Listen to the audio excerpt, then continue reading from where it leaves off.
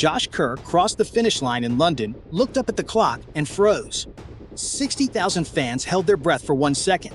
Then the whole stadium exploded. A world record that stood for 27 years, one that many believed would never fall, was finally gone. And the way Kerr destroyed it stunned even the people closest to him. Months before this race, Kerr did something most runners would never dare. He told the entire world exactly what he planned to do. In late March, he announced he was going after the mile world record. Not quietly, not with careful words. He gave the mission a bold name, Project 222. The number stood for 222 seconds. That is 3 minutes and 42 seconds flat. The time he believed his body could produce. Here is why that promise sounded almost crazy. The mile world record belonged to Hicham El Guerrouj of Morocco.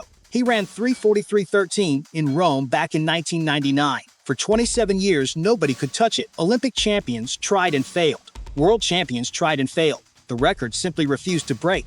Many fans started calling it untouchable.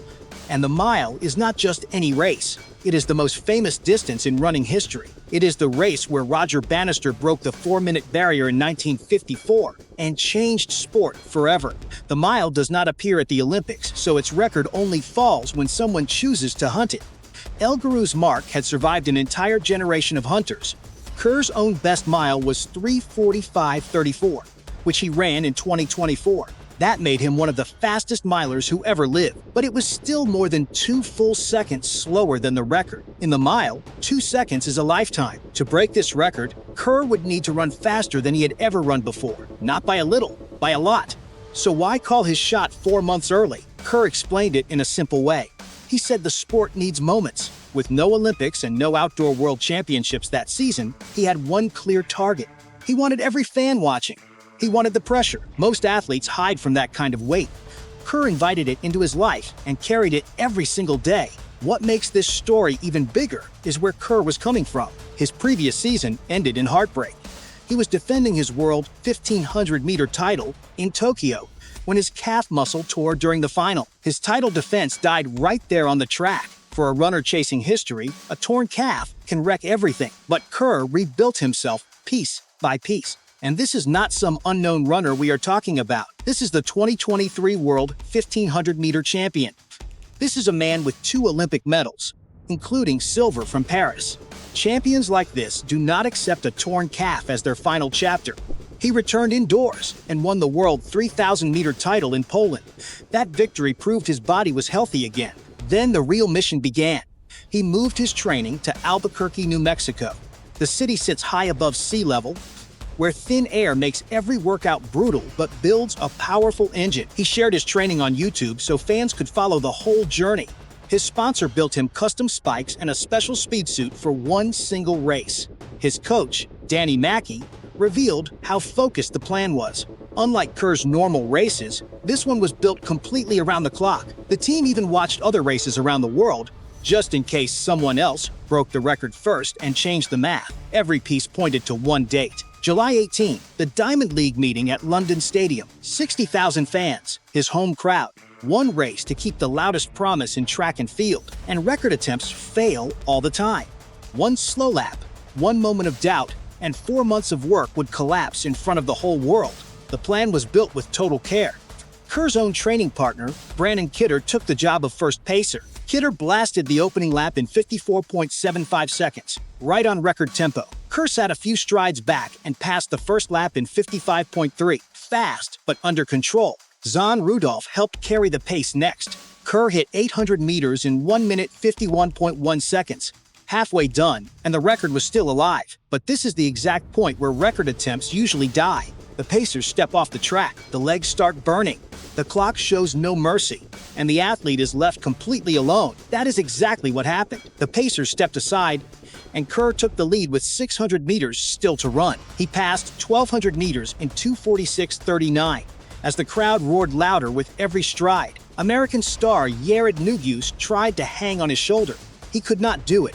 Nuguse lost contact, and now Kerr had nobody to chase and nobody pushing him. Just the pacing lights on the rail, the screaming crowd, and the pain. Then came a split that made track fans gasp. Kerr crossed 1,500 meters in 3:27:62. Read that number again. It was faster than his own British record for the full 1500-meter race. He was running the fastest 1500 meters of his entire life, and he still had more than 100 meters left to go. The last lap was pure fire. Kerr closed in 54.9 seconds, the fastest lap of the whole race. Think about that for a second. After 3 brutal laps at record speed, he saved his fastest lap for last. His second half was actually quicker than his first half. He charged down the home straight with the entire stadium on its feet, hit the line, and the clock stopped at 3 minutes 66 seconds.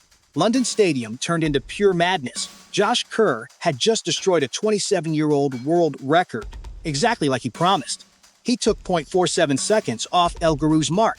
He became the first human being in history to run a mile under 3:43, and his old personal best was gone by almost 3 full seconds. Kerr described the moment in his own words.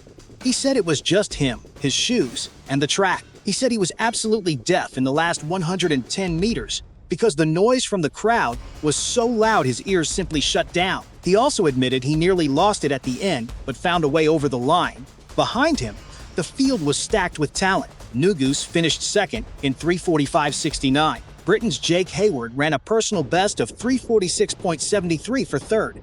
Germany's Robert Farken set a national record in fourth. These men ran the races of their lives, and they still watched Kerr disappear into history.